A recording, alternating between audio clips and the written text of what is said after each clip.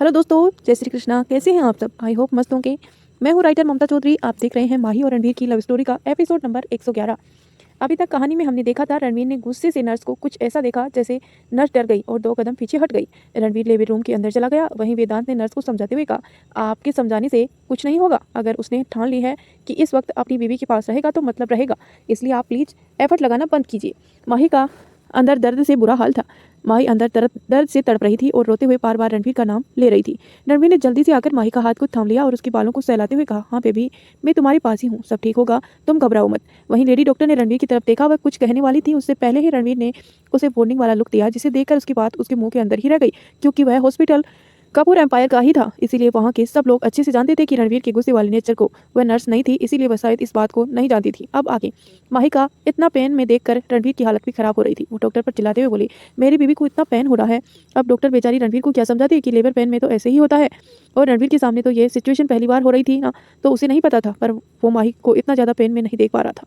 Doctor ने थोड़ा डरते हुए कहा, please sir come down, labour pain में ऐसा होता ही है, इसीलिए हम आपको अंदर नहीं आने दे रहे थे। तो फिर आप डॉक्टर किस बात की हैं? कोई पेन किलर दीजिए, मेरी वाइफ को इतना दर्द क्यों हो रहा है, उसे बर्दाश्त नहीं हो रहा है।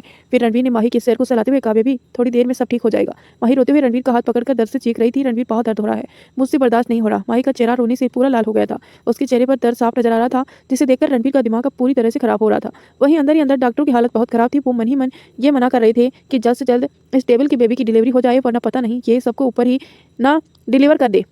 लेकिन जिस तरह से रणवीर उन सबको देख रहा था, अब उन सभी को तो अपनी जान की पड़ी हुई थी। यहाँ रणवीर धमकियों पर धमकी दिए जा रहा था, वहाँ माही की दर्द की हालत पूरी हुई जा रही थी और डॉक्टर भी जल्दी जल्दी अपना काम कर रहे थे। कुछ ही देर में उस लेबर रूम में एक छोटे से बेबी के रोने की आवाज़ गूंजी, जिसे सुनकर रणवीर के फेस पर एक बड़ी सी स्माइल आ गई। रणवीर ने माही से कहा, माही हमारा बेबी आ गया। तब तक माही अब पूरी तरह से थक कर बेहोश हो गई थी। रणवीर ने माही के कानों को थपथपाते हुए कहा, हे तुम्हें क्या हुआ, जागो, क्या हमारे बच्चे को नहीं देखना है? डॉक्टर ने कहा, सर घबराने वाली बात नहीं है, मैम को कुछ देर में होश आ जाएगा, अक्सर डिलीवरी के बाद माँ के साथ ऐसा होता है। डॉक्टर की बात सुनकर रणवीर को थोड़ी तसल्ली मिली। उसने कहा, अच्छा ऐसा है क्या, ठीक है, अब जल्दी से मुझे मेरा बेबी दो, मुझे देखना है वो कैसा है। तो डॉक्टर ने मन ही मन कहा, अब तो तुम देखोगे ही सही, तब से हमारी जान जो खा रखी है तुमने। अब डॉक्टर ये सब मन में बोल रही थी। उसकी इतनी हिम्मत नहीं थी कि वो डेविल के सामने मुंह खोल सके। डॉक्टर ने स्माइल करते हुए कहा, बस वो बच्चे का थोड़ा चेकअप करते हैं, बाद में आपको देते हैं, फिर बेबी को मैं दे दूंगी। अब आप बाहर चले जाइए। रणवीर ने कहा, ऐसे कैसे बाहर चला जाऊँ, मैंने अभी तक अपने बच्चे को भी नहीं देखा, मैं उसे लेकर ही बाहर जाऊंगा। अब डॉक्टर का मन कर रहा था कि वो दीवार से अपना सिर फोड़ दे। कैसे समझाए वो इस आदमी को। डॉक्टर ने अब लाचारी से नर्स की तरफ देखा तो नर्स ने भी जल्दी से अपना सिर में हिलाया और कुछ ही देर में वो बच्चे को एक व्हाइट कलर के टॉवल में लपेटते हुए वहां से ले आई और रणवीर की गोद में देते हुए बोली, सर ये रहा आपका बेबी, ये बहुत ही क्यूट है। रणवीर ने संभाल कर बेबी को अपनी गोद में उठाया। बेबी वाकई में बहुत क्यूट था। तभी रणवीर को कुछ याद आया। उसने नर्स से पूछा, ये बेबी बॉय है कि गर्ल? तो नर्स ने मुस्कुराते हुए कहा, सर बेबी बॉय है। रणवीर ने प्यार से बेबी के फोरहेड को चूमते हुए कहा, मेरी नन्ही सी जान। तभी एक नर्स एक इंजेक्शन ले वहाँ आई। सर बच्चे को इंजेक्शन लगाना होगा, तो प्लीज संभाल कर उठा लीजिए। इंजेक्शन को देखकर रणवीर ने अपने बच्चे की तरफ देखा और फिर नर्स पर भड़कते हुए कहा, इंजेक्शन, तुम्हारा दिमाग खराब है क्या? भला इतने छोटे से बच्चे को इंजेक्शन लगता है? जाओ जाकर ओरल मेडिसिन लेकर आओ। और हाँ, मेडिसिन कड़वी नहीं होनी चाहिए, टेस्ट में मीठी होनी चाहिए, मेरा बेबी नहीं पिएगा कड़वी दवाई। नर्स के साथ वहाँ मौजूद सारा स्टाफ हैरानी से रणवीर को देख रहा था और मन ही मन सभी से एक ही बात चल रही थी कि कैसे सर फिर इंसान से पाला पड़ गया आज उनका। जिस नर्स ने इंजेक्शन पकड़ा हुआ था उसने लाचारी से डॉक्टर की तरफ देखा तो डॉक्टर ने उसे इशारे में वहां से जाने के लिए कहा, पर वो नर्स डॉक्टर के पास आई और धीरे से बोली, पर मैम ये इंजेक्शन न्यूबॉर्न बेबी को तो देना होता है ना। तो डॉक्टर ने धीरे से कहा, तुम देख नहीं रही हो सामने कौन खड़ा है, हमें इंजेक्शन कुछ देर बाद बच्चे को दे देंगे, अभी फिलहाल के लिए तुम यहाँ से जाओ। रणवीर ने माही की तरफ देखा और उसके सिर पर अपना हाथ फेरते हुए कहा, जल्दी से जाग जाओ जान, हमारा छोटू सा बेबी तुम्हारा वेट कर रहा है। अब नर्स ने कहा, सर अब तो आपको अपना बेबी मिल गया ना, तो प्लीज अब आप बाहर चले जाइए, कुछ देर में हम मैम को दूसरे वार्ड में शिफ्ट कर देंगे, तब आप इनसे मिल लीजिएगा। रणवीर ने कहा, ठीक है, मैं बाहर ही वेट कर रहा हूँ। कहकर रणवीर बच्चे को उठाकर रूम से बाहर चला गया। अब तक बाहर बाकी फैमिली वालों को भी पता चल चुका था कि माही ने एक बहुत प्यारे से बेटे को जन्म दिया है। सभी के चेहरे खुशी से खिले हुए थे। वहीं रणवीर तो ऐसे बाहर आ रहा था जैसे कितनी बड़ी जंग जीत कर आया हो। रणवीर ने बाहर आते ही सभी लोगों को बच्चे को अपनी गोद में लेने के लिए आगे बढ़े, पर रणवीर ने सबको हाथ दिखाकर मना कर दिया, मैं अपने बच्चे को किसी की गोद में नहीं देने वाला। तो वेदांत ने चिढ़ते हुए कहा, मेरे बच्चे को तो तुमने बड़ी जल्दी उठा लिया था और अब तुझे नखरे दिखा रहे हो, चुपचाप मुझे दो, मैं भी इसका चाचू हूँ। तो रणवीर ने कहा, मैंने अभी तक अपने बच्चे को अच्छे से देखा भी नहीं है, तो मुझे पहले इसे अच्छे से देखने दो और इसे प्यार करने दो, उसके बाद ही मैं इसे किसी की गोद में दूंगा। तो अनीता जी ने हंसते हुए कहा, रणवीर अब सारी जिंदगी तू इसे देखते रहना और प्यार भी करते रहना, अभी फिलहाल इसे मुझे दे दो। रणवीर कुछ बोलने ही वाला था कि तभी अनीता जी ने उसे घूर कर देखा तो रणवीर ने भी मुंह बनाते हुए बच्चे को अनीता जी की गोद में दे दिया। तो वेदांत ने हंसते हुए कहा, हाँ मासीमा, जो काम रणवीर से कोई ना करवा पाया वो तो आप करवा लेती हैं। फिर रुद्र ने रणवीर को चिढ़ते हुए कहा, चलो कोई नहीं, कोई तो है ऐसा जिसके आगे रणवीर की बिल्कुल नहीं चलती। उसकी बात सुनकर रणवीर ने दोनों को घूर कर देखा। कुछ ही देर में माही को दूसरे रूम में शिफ्ट कर दिया गया और माही को अब तक होश भी आ गया था। रणवीर माही के बगल में ही उसका एक हाथ पकड़े हुए बैठा हुआ था। माही ने अपना सिर रणवीर के कंधे पर टिकाया हुआ था। इस वक्त माही को बहुत ज्यादा वीकनेस फील हो रही थी। माही ने अपनी कमजोरी सी आवाज में कहा, रणवीर मेरा बेबी कहाँ है, मुझे उसे देखना है। रणवीर ने माही के सिर को किस करते हुए कहा, बस माही नर्स उसे लेकर ही आ रही है, उसका कुछ चेकअप करना था इसीलिए ले गई है। तब तक सारिका भी रूम में आ गई। सारिका ने मुस्कुराते हुए माही से कहा, माही कांग्रेचुलेसन, बहुत प्यारा सा बेटा हुआ है तुम्हारा। बस नर्स उसे इंजेक्शन लगा दे, इसके बाद बड़ी माँ उसे लेकर जाएगी। इंजेक्शन का नाम सुनकर रणवीर चौंके हुए बोला, व्हाट इंजेक्शन? मैंने उन्हें मना किया था कि बेबी को इंजेक्शन नहीं लगाना है। बेबी को कितना दर्द हो रहा होगा, क्यों वो उन्हें ओरल मेडिसिन नहीं दे सकती? ये डॉक्टर पागल हो गई है क्या? उसकी हिम्मत कैसे हुई मेरे बेबी को इंजेक्शन लगाने की? रणवीर का ऐसा रिएक्शन देखकर माही ने अपना सिर ना में हिलाया तो वहीं सारिका ने हैरानी से रणवीर की तरफ देखते हुए कहा, रणवीर बच्चे को इंजेक्शन लगना जरूरी होता है और हर किसी बच्चे को लगता है। तुम्हें भी बचपन में लगा था और हमें भी लगा था, और डॉक्टर कोई अलग दुनिया दुश्मनी नहीं निकाल रही है तुम्हारे बच्चे से। माही ने भी रणवीर को समझाते हुए कहा, रणवीर, हीर और माहिर को भी लगा था। न्यूबॉर्न बेबी को इंजेक्शन लगते हैं उनकी इम्यूनिटी के लिए। रणवीर जो अभी गुस्से में आ गया था एकदम शांत पड़ गया और कहा, ओह ऐसी होता है क्या, मुझे पता नहीं था। पर इतने छोटे बच्चे को इंजेक्शन लगाने की बजाय ओरल मेडिसिन दे दी जाए तो क्या दिक्कत है? सारिका ने अपना सिर हिलाते हुए कहा, तुम्हारा कुछ नहीं हो सकता। माही ने सारिका से कहा, दी हीर और माहिर नहीं आए? तो सारिका ने उसके पास ही चेयर पर बैठते हुए कहा, रुद्र गए हैं घर। दरअसल सभी बच्चों की फौज तैयार है यहाँ आने के लिए, सभी न्यूबॉर्न बेबी को देखना चाहते हैं। बस रुद्र रास्ते में ही है, कुछ ही देर में आ रहा है। कुछ देर में नर्स गोद में बच्चे को उठाए अंदर आई और माही की गोद में देते हुए कहा, आपका बेटा बहुत ही क्यूट है, बिल्कुल आप पर गया है। तो दोस्तों, क्या आप लोग चाहते हैं कि मैं इस स्टोरी की यहीं पे हैप्पी एंडिंग कर दूं?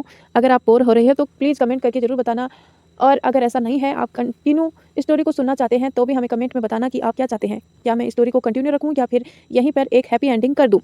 नर्स की बात सुनकर माही के फेस पर स्माइल आ गई। उसने बहुत ही संभाल कर अपने बेटे को अपनी गोद में लिया। वो अपने बेटे को देखकर थोड़ी इमोशनल भी हो गई थी, इसीलिए उसकी आंखों से आंसू बहने लगे।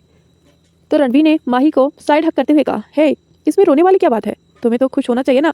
तो सारिका ने रणवीर से कहा, रणवीर ये पल कुछ ऐसा ही होता है। एक औरत जिंदगी और मौत की जंग लड़कर एक बच्चे को जन्म देती है, और जब वही बच्चा पहली बार उस माँ की गोद में आता है ना, तो एक माँ का दिल अक्सर उसके देखकर इमोशनल हो जाता है, और ये पल वो सारी जिंदगी नहीं भूलती है। और पता है, ये पल हर औरत की जिंदगी का सबसे खूबसूरत पल होता है। रणवीर ने भी अपने बच्चे के सिर पर हाथ फेरते हुए कहा, मैंने देखा है कि इस वक्त एक औरत को कितना दर्द सहन करना पड़ता है। कौन कहता है कि एक औरत कमजोर होती है? वो तो हमेशा भी हमसे भी कहीं ज़्यादा स्ट्रॉन्ग होती है, जो एक नई जिंदगी को इस दुनिया में लेकर आती है। सारिका खड़े होते हुए बोली, ठीक है, मुझे थोड़ा काम है, मैं अभी आती हूँ। कहकर सारिका रूम से बाहर चली गई। अब रूम में सिर्फ माही रणवीर ही थे अपने छोटे बेबी के साथ। रणवीर ने प्यार से माही के फोरहेड को चूमते हुए कहा, थैंक यू माही, मुझे इतने प्यारे बेबी देने के लिए। मुझे नहीं पता कि बच्चे को बर्थ देते वक्त इतना ज़्यादा पेन सहन करना पड़ता है, वरना मैं तुमसे कभी भी तीसरे बच्चे का डिमांड नहीं करता। माही ने रणवीर के कंधे पर सर रखकर अपनी आंख बंद कर ली और कहा, नहीं रणवीर, दरअसल मैं भी तुम्हारे साथ इन पलों को जीना चाहती थी जो पल मैंने हीर और माहिर के वक्त मिस कर दिए थे। तुम्हारा मेरी प्रेगनेंसी के वक्त मेरे इतनी केयर करना और बच्चे को बर्थ देने के मुश्किल वक्त मेरे साथ रहना, तुम्हें पता है हीर और माहिर के वक्त मैंने ये सब बहुत मिस किया था। रणवीर ने मुस्कुराते हुए कहा, अब तुम्हें चिंता करने की कोई जरूरत नहीं है माही, अब बस तुम आराम करना, बेबी को मैं संभाल लूंगा। तो माही ने रणवीर की तरफ देखते हुए कहा, पक्का ना, तुम बच्चे को संभालोगे ना, क्योंकि मैं बहुत थक चुकी हूँ, तो मैं अब बस कुछ दिनों तक आराम करना चाहती हूँ। रणवीर ने कहा, हाँ क्यों नहीं, तुम कुछ दिनों तक क्या कुछ महीनों तक आराम करो, बेबी को संभालना कौन सा मुश्किल काम है, मैं सब कुछ कर लूंगा। तुम जानती नहीं हो अपने हस्बैंड को, दुनिया का ऐसा कोई काम नहीं है जो मैं ना कर सकूं। तो माही ने मन ही मन कहा, हाँ पता चलेगा कि कैसे तुम बच्चे को संभालते हो रणवीर, माय स्वीट हबी। कुछ दिन बाद रात के 1 बजे माही अपने रूम के बेड पर बहुत गहरी नींद में सो रही थी। वहीं रणवीर बच्चे को अपनी गोद में उठाए इधर उधर चहल कदम कर रहा था। बेबी के सोने का बिल्कुल भी मूड नहीं था। वहीं रणवीर पिछले 2 घंटे से बच्चे को उठाए घूम रहा था। रणवीर ने बच्चे की तरफ देखते हुए कहा, यार सो जा, ये कोई वक्त है क्या जागने का? तुम्हें तो कोई काम करना नहीं होता है, पर मुझे तो सुबह ऑफिस जाना होगा ना। पर बेबी सोने के बजाय ट्रुक ट्रुक अपने डैड को देख रहा था। रणवीर ने उसके गोल मटोल गालों को हल्का सा पिंच करते हुए कहा, सो जा मेरे लाल, मेरे पीले, मेरे नीले, अगर तुम अभी सो जाओगे तो डैड तुम्हारे लिए बहुत सारे टॉयज लेकर आएंगे। अब रणवीर को कौन समझाए कि 10 दिन का बच्चा खिलौनों से नहीं खेलता, और ना ही उसे रणवीर को कोई बात समझ आ रही थी, तो उसे मस्का लगाना बंद करे। रणवीर ने थकी हुई आंखों से बेड पर सोई हुई माही की तरफ देखा, जो सुकून से सो रही थी। दरअसल डिलीवरी के बाद माही को काफी वीकनेस आ गई थी, इसीलिए उसे नींद भी बहुत आती थी, और रणवीर ने कमिटमेंट कर ही दी थी कि बच्चे को वो संभालेगा, तो अब रणवीर को ये कमिटमेंट तो पूरी करनी ही थी ना। लेकिन अब रणवीर की हालत खुद ब खुद खराब होती जा रही थी, क्योंकि अब उसे समझ नहीं आ रहा था कि बच्चे को संभालना दुनिया का सबसे टफ काम है। कुछ देर बाद रणवीर ने बच्चे की तरफ देखा जो अब सो चुका था, जिसे देखकर रणवीर के फेस पर एक मीनिंग वाली स्माइल आ गई। थैंक गॉड तुम सो गई। फिर रणवीर ने संभाल कर बच्चे को झूले में सुलाया। रणवीर ये काम इतनी आहिस्ता से किया कि बेबी को पता ही नहीं चले कि वो अपने डैड की गोदी में नहीं झूले में सो रहा है। लेकिन रणवीर का बच्चे को झूले में सुलाना था कि वो एकदम से जा गया और फिर से रोने लगा। अरे तुम जा क्यों गए? सो जाओ ना, देखो चुपचाप सो जाओ, मैं कह रहा हूँ ना चुपचाप सो जाओ। तुम्हें नहीं पता तुम्हारे बाप का गुस्सा बड़ा खतरनाक है, रणवीर ने उसे थोड़ा डराते हुए कहा। अब ये रणवीर का बेबी था जो अपने बाप से भी न डरे, वो जोर से रोने लगा। जिससे माही नींद में ही कसमकसाते हुए बोली, रणवीर बेबी रो क्यों रहा है, उसे चुप कराओ ना। रणवीर ने पलटकर माही की तरफ देखा और जल्दी से बच्चे को अपनी गोद में उठाते हुए कहा, हाँ तुम सो जाओ, मैं संभाल लूंगा। फिर रणवीर ने बेचारी सी शक्ल बनाते हुए कहा, मेरे बाप प्लीज सो जाना, रात का 1 बज गया है, तुझे नींद नहीं आती क्या। रणवीर थक कर बेबी को गोद में लिए सोफे पर बैठ गया और अपना सिर पीछे की तरफ टिकाकर अपनी आंखें बंद कर लिया। पर बच्चे को तो ये भी मंजूर नहीं था। उसने एक बार फिर से रोना शुरू कर दिया तो रणवीर ने झटके से अपनी आंख खोली और बच्चे को लेकर वापस खड़ा हो गया। जाग रहा हूँ, सोया नहीं था, रणवीर ने बेबी से कहा। फिर रणवीर ने खुद से ही कहा, रणवीर बेटा बहुत शौक था ना ये दावा करने का कि बेबी को मैं संभाल लूंगा, ले संभाल बच्चे को, रात के 2 बजने वाले थे और इसके सोने का कोई मूड नहीं है। फिर रणवीर ने बच्चे से कहा, चुपचाप सो रहे हो कि नहीं, वरना। तभी माही की आवाज आई, वरना क्या, हाँ तुम्हारी हिम्मत कैसे हुई मेरे बेबी को डराने की। रणवीर ने उसी तरफ देखा जहाँ माही लेटी हुई थी, अपनी आंखें खोलकर उसे घूर रही थी। तो रणवीर ने स्माइल करते हुए कहा, वरना कुछ भी नहीं, मैं तो यही कह रहा था कि अगर तुम नहीं सोए तो मैं बेबी को ऐसे ही लेकर घूमूंगा, बस इतनी सी बात थी। माही ने गहरी सांस ली और ब्लैंकेट को मुंह तक डालकर वापस सो गई। वहीं रणवीर ने बच्चे की तरफ देखा और धीरे से कहा, सो जा यार, तेरा बाप की कमर टूट गई तुझे घुमाते घुमाते, पता नहीं वो कौन सी घड़ी थी जो मैंने ये कमिटमेंट कर दी। कुछ ही देर में बेबी दोबारा सो गया तो रणवीर उसे लेकर सोफे पर ही बैठ गया। अब वो तो थक कर चूर हो चुका था। धीरे धीरे उसकी आंख भी बंद हो गई। सुबह का वक्त माही अंगड़ाई लेते हुए उठी तो उसकी नजर सामने सोफे की तरफ गई। सोफे पर ही बेबी लेटा हुआ था और रणवीर पर्स पर ही बैठा हुआ सोफे पर सिटिकाए सो रहा था। बेबी जाग चुका था और अपने हाथ पैर हिला रहा कर रो रहा था, पर रणवीर इतनी गहरी नींद में था कि उसकी आंखें नहीं खुली। माही को रणवीर पर तरस आया तो शायद बच्चे ने रात भर रणवीर को जगाया था। वो जल्दी से बेड से उठी और जाकर उसने बच्चे को अपनी गोद में उठा लिया और उसे चूमते हुए बोली, हे छोटू बेबी, डैडी को इतना परेशान कर दिया। फिर माही ने बच्चे को फोरहेड पर किस करते हुए कहा, अब कल से हम डैडी को नहीं जगाएंगे, उन्हें सोने देंगे, ठीक है, अब बेबी को मम्मा संभालेगी, ओके। कहकर माही ने बच्चे को झूले में लिटाया और वॉशरूम की तरफ बढ़ गई। कुछ ही देर बाद माही बाहर आई। रणवीर अभी भी ऐसे ही सो रहा था तो माही ने रणवीर के कंधे से हिलाते हुए कहा, रणवीर आराम से बेड पर सो जाओ, ऐसे तुम्हारी गर्दन में दर्द हो जाएगा। रणवीर हड़बड़ाते हुए खड़ा हुआ, हाँ बेबी क्या हुआ, तुम फिर से रो रहे हो क्या। तो माही ने कहा, मैं छोटू बेबी नहीं, तुम्हारी बेबी हूँ, उठो अब। रणवीर ने अपने बालों में हाथ फेरा और कहा, हाँ मुझे अभी थोड़ी और सोना है, सुबह 4 बजे मेरी आंख लगी है। कहकर रणवीर बेड की तरफ चला गया और पेट के बल बेड पर पसर कर निडल्ला हो गया। माही ने रणवीर के ऊपर ब्लैंकेट उठाया और जाकर बच्चे को अपनी गोद में उठा लिया। बेबी को फीड कराते हुए ही माही अपने बगल में ही लेटे हुए रणवीर की तरफ देख रही थी। माही ने प्यार से रणवीर के बालों में अपनी अंगुलियां फेरी। उसे रणवीर सोते हुए बिल्कुल एक छोटे बच्चे की तरह ही लग रहा था। रणवीर के चेहरे पर अब दुनिया भर की थकान नजर आ रही थी। उसे तो रणवीर की इस बात पर भी प्यार आ रहा था कि कम से कम रणवीर बेबी को संभालने की कोशिश तो कर रहा है। पर उसने भी सोच लिया था कि अब वो रणवीर को रात को परेशान नहीं होने देगी और बच्चे को खुद ही संभालेगी, क्योंकि वो तो फिर भी पूरा दिन घर में ही रहती है और कभी भी अपनी नींद पूरी कर सकती है जबकि रणवीर को सुबह ऑफिस भी जाना होता है। तो दोस्तों, कैसी लग रही है आपको स्टोरी? क्या हमें इसको कंटिन्यू करना चाहिए? अगर हाँ तो जल्दी जल्दी कमेंट करके बताइए कि मैम प्लीज़ कंटिन्यू कीजिए, और अगर नहीं तो भी कमेंट करना और लाइक करना बिल्कुल मत भूलना। अगर आपने आज लाइक नहीं किया तो मैं सोचूंगी कि आपको कहानी पसंद ही नहीं आ रही है। जितना हो सके सभी लोग कहानी को लाइक करना। आज रणवीर और माही के बेटे का नामकरण संस्कार था।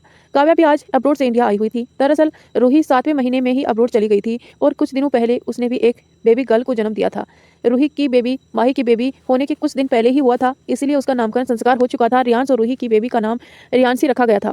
बेबी अभी छोटी थी, इसीलिए रूही यहाँ नहीं आ पाई थी, लेकिन काव्या अपने भांजे के नामकरण संस्कार में आई थी। काव्या अपने भतीजे के नामकरण संस्कार में आई थी। आखिर एक बुआ ही तो अपने भतीजे का नाम रखती है। पंडित जी ने विधिवत पूजा करने के बाद दादी से कहा, माँ जी अब बच्चे की बुआ बच्चे के कान में उसका नाम पुकारेगी, तभी ये नामकरण संस्कार की विधि संपन्न होगी। तो दादी ने काव्या से कहा, काव्या बेटा अब अपने भतीजे के कान में धीरे से उसका नाम पुकारो। काव्या मुस्कुराते हुए अपनी जगह से उठी और जाकर माही के बगल में ही बैठ गई। रणवीर ने काव्या से कहा, काव्या कोई अच्छा सा नाम रखना मेरे बेटे का, कोई उल्टा सीधा नाम मत रख देना। काव्या ने मुंह बनाते हुए कहा, भाई ये तो मैं ही डिसाइड करूंगी ना कि मेरे भतीजे का मुझे क्या नाम रखना है, आप मुझे मत बताइए। मैं तो अपने छोटू से बेबी का बहुत ही प्यारा सा नाम रखूंगी जो मैंने पहले ही सोच लिया था। कहकर काव्या बच्चे के कान की तरफ झुकी और धीरे से कहा, विरांश।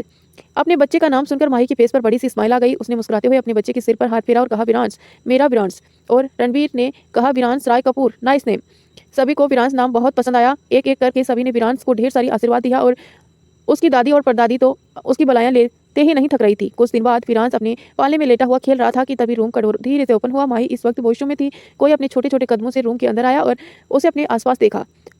जब उसे लगा कि रूम में कोई नहीं है तो उसने अपने कदम पालने की तरफ बढ़ा दिए। ये कोई और नहीं, हीर थी। हीर पालने के पास आकर अपने भाई को देखते हुए बोली, विरांश कैसे हो, क्या तुम्हें दी की याद आ रही थी। विरांश हीर को देखकर मुस्कुराने लगा। हीर ने भी अपने भाई का हाथ पकड़कर उसे किस किया और कहा, विरांश तुम सिर्फ मेरे भाई हो, बड़े होकर तुम सिर्फ मेरी बात मानोगे, क्योंकि मैं तुम्हारी दी हूँ ना। और जो बड़ी बहन होती है ना तो छोटे भाई को हमेशा उसकी बात माननी पड़ती है। और अगर तुम माहिर भाई कहे ना कि तुम उसके साथ खेलो तो तुम उसे साफ कह देना कि हीर मेरी बड़ी बहन है और मैं सिर्फ उसी के साथ ही खेलूंगा, ठीक है? अब तुम्हारी और मेरी डील फाइनल हुई। अच्छा मैं चलती हूँ, ये बात भाई को मत बताना, कहकर हीर जल्दी से रूम से बाहर भाग गई। हीर को गए अभी कुछ मिनट ही बीते थे कि तभी एक बार फिर से कोई छोटे छोटे कदमों से अंदर आया। ये माहिर था। माहिर ने जब आसपास देखा, तसल्ली कर ली कि रूम में कोई नहीं है, तो उसने भी अपने कदम विरांस की पालने की तरफ बढ़ा दिए। विरांस अभी भी अपने छोटे छोटे हाथ पैर हिलाते हुए खेल रहा था। माहिर ने विरांस को देखा और एक एटीट्यूड भरा लुक देते हुए कहा, हेलो लिटिल ब्रदर, मैं हूँ तुम्हारा बिग ब्रो। तो एक बात हमेशा याद रखना कि लिटिल ब्रदर को हमेशा अपने बिग ब्रदर की सारी बातें माननी पड़ती हैं। तो तुम भी जब बड़े हो जाओ तो तुम्हें सिर्फ मेरी बात माननी है, क्योंकि मैं ही तुम्हें सब जगह प्रोटेक्ट करूंगा, ठीक है? और ये बात तुम उस हीर को मत कहना, वरना वो एक नंबर की लड़ाकू है और मुझसे लड़ना शुरू कर देगी। और अगर हीर तुम्हें कहे कि तुम सिर्फ उसके साथ खेलना, तो साफ कह देना कि मैं बॉय हूँ और सिर्फ बॉय के साथ ही रहूंगा, वरना हीर तुम्हें जबरदस्ती अपनी डोल के साथ खेलने के लिए मजबूर करेगी। और बॉयज कभी डोल के साथ नहीं खेलते, ये बात तुम्हें पता होनी चाहिए। बाकी की सारी बातें मैं तुम्हें धीरे धीरे सिखा ही दूंगा, क्योंकि अभी तो तुम बहुत छोटे हो ना, और अभी तुम बोल भी नहीं सकते हो। तो तभी वॉशरूम का डोर ओपन होने की आवाज़ आई, तो माहिर धीरे से विरान से कहा, मैंने जो कहा है उसे याद रखना, मेरे साथ रहेगा तो फायदे में रहेगा, वरना वह ही तुम्हें लड़की बनाकर ही छोड़ेगी, इसीलिए डील डन, ओके? कहकर माहिर जल्दी से डोर की तरफ भागा। तभी माहिर ने उसे आवाज़ देकर रोकते हुए कहा, माहिर तुम यहाँ क्या कर रहे थे? तो माहिर जो अब तक डोर तक पहुंच चुका था, माहिर की आवाज़ सुनकर उसके कदम जहाँ थे वहीं रुक गए। वो पलटा और मासूम सी शक्ल बनाते हुए कहा, मामा मैं आपसे ही मिलने आया था, आप आजकल मुझ पर ध्यान ही नहीं देती हैं, इसीलिए मैं आपके पास मिलने आया था कि आपके साथ थोड़ा टाइम स्पेंड करूं, और जब मुझे लगा आप रूम में नहीं हैं तो मैं वापस आ रहा था। माहिर ने अपने बेटे की तरफ देखा और बहुत प्यार से कहा, आओ मेरे बच्चा, आओ इधर आओ मेरे पास। मम्मा बहुत बिजी हो गई है ना विरांस के साथ, इसीलिए वह तुम्हें इतना टाइम नहीं दे पाती है, पर मामा माहिर को बहुत प्यार करती है। माहिर जल्दी से आकर माहिर की गोद में चढ़ गया, तो माहिर भी उसे गोद में लेकर बेड पर बैठ गई और उसे बालों को सहलाते हुए कहा, तुम कभी ये मत सोचना कि मम्मा और डैडा तुम्हें प्यार नहीं करते, मम्मा और डैडा तुम्हें उतना ही प्यार करते हैं जितना विरांस और हीर को करते हैं। माहिर ने भी अपनी मम्मा को हक करते हुए कहा, और माहिर भी आपको बहुत प्यार करता है मम्मा, कहकर माहिर ने माहिर को गले लगाया और किस किया। तभी रणवीर रूम के अंदर आया, उसकी गोद में हीर थी। दरअसल हीर जब रूम के बाहर गई थी तब वो रणवीर को टकराते टकराते बची थी। तब रणवीर ने भी उसे यही सवाल पूछा था, तो वो भी ऐसे भागते हुए कहाँ से आ रही है। तो हीर ने भी रणवीर को सही बात ना बताते हुए थोड़ी इतनी तरह से इमोशनली ब्लैकमेल किया था। रणवीर ने हीर को बेड पर उतारा और अपने कदम विरांस के पालने की तरफ बढ़ा दिए। विरांस बहुत ही क्यूट लग रहा था, अपने छोटे छोटे हाथ पैरों को हिलाकर खेलते हुए, जैसे वो रणवीर को अपने पास बुला रहा था। अपने डैड को देखकर विरांस के फेस पर स्माइल आ गई। रणवीर ने उसे फूले हुए गालों को अपनी एक अंगुली से सहलाया और विरांस ने रणवीर की अंगुली को एक छोटे से हाथ में पकड़ लिया। विरांस की यह हरकत रणवीर को बहुत ही क्यूट लग रही थी। उसने विरांस को अपनी गोद में ले लिया। फिर माही ने रणवीर से कहा, कमाल है रणवीर, पहले तो तुम्हें आते ही मुझसे ही मिलते थे, अब आते ही विरांस के पास, मतलब अपने बच्चों के पीछे तुम मुझे भी ही भूल गए हो। रणवीर ने तिरछी नजरों से माही की तरफ देखा और कहा, क्यों, तुम्हें क्या जलन हो रही है? माही ने अपनी मम्मा से कहा, मम्मा कोई बात नहीं, डैड को विरांस के साथ ही रहने दो, मैं हूं ना आपके पास, मैं आपको ढेर सारा प्यार करता हूँ और बहुत सारी इंपोर्टेंस भी दूंगा। तो रणवीर ने अपनी मोहित चढ़ाते हुए कहा, तो तुम्हें क्या लगता है माहिर कि मैं तुम्हारी मम्मा को इंपोर्टेंस नहीं देता हूँ? माहिर माही की गोद से उतरकर बेड पर खड़ा हो गया और कहा, मैंने ऐसा नहीं कहा डैड, मैंने ये कहा कि मैं अपनी मॉम को इंपोर्टेंस दूंगा। माही ने भी मुस्कुराते हुए अपनी माहिर को हक कर लिया और कहा, हाँ मेरा बेबी, मैं भी तुम्हें बहुत इंपॉर्टेंस देती हूँ, मेरे लिए सबसे ज़्यादा इंपॉर्टेंस मेरे बच्चे ही हैं। तो रणवीर ने अपनी पोहे सिकुड़ते हुए पूछा, मुझसे भी ज़्यादा? तो माही ने कहा, बिल्कुल, और मेरे बच्चे मेरे लिए तुमसे भी ज़्यादा इंपॉर्टेंट है। रणवीर अब हैरानी से माही को तो कभी माहिर को देख रहा था। तो माहिर ने अपने डैड को छेड़ते हुए कहा, डैड कहीं आपको जलन तो नहीं हो रही है कि मम्मा आपसे ज़्यादा मुझे इंपॉर्टेंस दे रही है? तो रणवीर ने अपनी आंखें छोटी करके अपने बेटे को देखा और कहा, तुम्हारी मम्मा की लाइफ में मुझसे ज़्यादा इंपॉर्टेंट कोई नहीं है। तो अब माहिर भी अपनी कमर पर हाथ रखकर अपने डैड के सामने खड़ा हो गया और कहा, मैं हूँ ना उनकी लाइफ में सबसे ज़्यादा इंपॉर्टेंट पर्सन उसका बेटा। अब रणवीर और माहिर दोनों ही एक दूसरे को घूर कर देख रहे थे। दोनों की ही आंखों में माही के लिए पॉजिटिवनेस साफ नजर आ रही थी। रणवीर की आंखों में अपनी बीवी के लिए और माहिर की आंखों में अपनी माँ के लिए। वहीं माही तो हैरानी से कभी माहिर को तो कभी रणवीर को देख रही थी। उसे तो मजाक में ऐसे ही रणवीर से कह दिया था, उसे नहीं पता था कि रणवीर अपनी पॉजिटिवनेस में इस बात को भी सीरियस ले लेगा। और वहीं माहिर वो अपनी मॉम के लिए अपने डैड को के ही सामने खड़ा हो गया। दोनों इस वक्त फुल एटीट्यूड के साथ एक दूसरे को देख रहे थे। ऐसे लग रहा था जैसे रणवीर के सामने ही छोटा रणवीर खड़ा हो, क्योंकि दोनों के ही फेस एक पर एक जैसा एक्सप्रेशन थे। वैसे माहिर का एटीट्यूड रणवीर से ही मिलता था। रणवीर जितना एटीट्यूड में रहता था, माहिर भी जैसे जैसे बड़ा हो रहा था उसमें भी वैसा ही एटीट्यूड आता जा रहा था। हीर ने आकर धीरे से अपनी मम्मा के कान में कहा, मम्मा ये हो क्या रहा है, भाई और डैड आमने सामने? तो माहिर ने भी मन ही मन कहा, मैंने तो ये कभी सोचा ही नहीं था। ये माहिर भी ना जैसे जैसे बड़ा हो रहा है ना, बिल्कुल रणवीर जैसा ही बनता जा रहा है। मेरा क्यूट सा बच्चा सारी आदतें अपने डैड से ही ले रहा है। रणवीर, रुद्र और वेदांत तीनों ही विला के हॉल में एक सोफे पर बैठे हुए थे। ये सभी इस वक्त आर की विला में उपस्थित थे। उसके सामने ही धानी और अस्तव भी बैठे हुए थे। रणवीर एक्सप्रेशन लेस फेस के साथ अस्तव और धानी को देख रहा था। कुछ देर बाद उसने अपनी चुप्पी तोड़ते हुए धानी से पूछा, क्या तुम वाकई में ये करना चाहती हो धानी? तो धानी ने नजर उठाकर एक बार फिर रणवीर की तरफ देखा और फिर अस्तव की तरफ। फिर उसने अपना सिर हाँ में हिलाते हुए कहा, जी सर, मैं ये करना चाहती हूँ, मैं अस्तव से शादी करना चाहती हूँ। तो वेदांत ने कहा, सोच लो धानी, क्योंकि एक बार अस्तव तुम्हें पहले भी धोखा दे चुका है। तो धानी ने सवाल करते हुए कहा, मुझे पता है सर कि आप मेरा भला ही चाहते हैं, लेकिन कुछ महीनों से अस्तव में आए हुए बदलावों को मैंने खुद देखा है। मैंने अस्तव को क्या कुछ नहीं कहा, कितना परेशान किया, आप अपना सारा गुस्सा अस्तव पर निकाला, पर अस्तव ने हर बार मुझे सिर्फ माफ़ी किया और माफ़ी ही मांगी। फिर कुछ देर चुप रहने के बाद, यहाँ तक कि एक बार मेरी जान बचाने के लिए अस्तव ने अपनी जान भी दांव पर लगा दी थी। मेरा दिल कहता है कि अस्तव अब पूरी तरह से बदल चुका है। फिर रणवीर ने अस्तव की तरफ देखते हुए पूछा, वैसे अस्तव, हमारे आदमियों ने भी तुम्हारी रिपोर्ट हमें दी है। जब तक तुम एनजीओ में थे, तुमने कोई भी ऐसा काम नहीं किया जिससे हमें तुम पर शक हो, और हमें खुशी होगी कि धानी तुम्हारे साथ अपनी नई जिंदगी की शुरुआत करी। तो अस्तव ने भी प्यार से धानी की तरफ देखा और कहा, हाँ रणवीर, मैंने अपने अतीत में कई सारी गलतियां की हैं, बल्कि ये कहूँ कि गुनाह किए हैं तो गलत नहीं होगा, और मुझे उन सब का पछतावा भी है। मैं धानी से शादी सिर्फ इस वजह से नहीं कर रहा हूँ कि मेरी वजह से धानी की ज़िंदगी खराब हुई है, बल्कि इसलिए भी कर रहा हूँ कि मुझे भी एहसास हो गया है कि धानी मेरी ज़िंदगी में क्या है, और मैंने अपने आगे की ज़िंदगी धानी के साथ ही बिताने का प्लान बनाया है और बिताना चाहता हूँ। अस्तव की बात सुनकर धानी के फेस पर भी स्माइल आ गई। वहीं रुद्र, रणवीर और वेदांत तीनों ने एक दूसरे की तरफ देखा। तभी रुद्र ने तेज आवाज में किसी को अंदर आने के लिए कहा, अंदर आ जाओ। रुद्र का ऑर्डर मिलते ही काले कोट में एक आदमी अंदर आया। उसके हाथ में कुछ फाइल थी। वो एक वकील था। वो अंदर आकर अपना सिर झुकाए हुए ही बोला, सर मैरिज पेपर तैयार है। तो रणवीर ने उसके हाथ में इशारा किया तो उसे वकील ने एक फाइल निकालकर अस्तव और धानी के सामने रख दिया। उस फाइल में मैरिज पेपर थे। रणवीर ने कहा, जब तुम दोनों ने एक दूसरे के साथ रहने का फैसला कर ही लिया है तो फिर शादी में देरी क्यों? वैसे भी जब मैंने धानी से बात की थी तभी मुझे एहसास हो गया था कि आगे जाकर ये होने वाला है, इसलिए मैंने पहले ही मैरिज पेपर तैयार करने के लिए कह दिया था। अब बिना देरी किए इस पर साइन कर दो। मैरिज पेपर को सामने देखकर अस्तव और धानी की आंखों में चमक आ गई। उन दोनों ने भी मुस्कुराकर एक दूसरे की तरफ देखा और पेन उठाकर बारी बारी से उन पर सिग्नेचर कर दिए। उन दोनों के साइन करते ही वकील ने कहा, आज से आप दोनों कानूनी रूप से पति पत्नी हैं। बस कुछ फॉर्मेलिटी हैं जिन्हें मैं जल्द ही पूरी करवा दूंगा।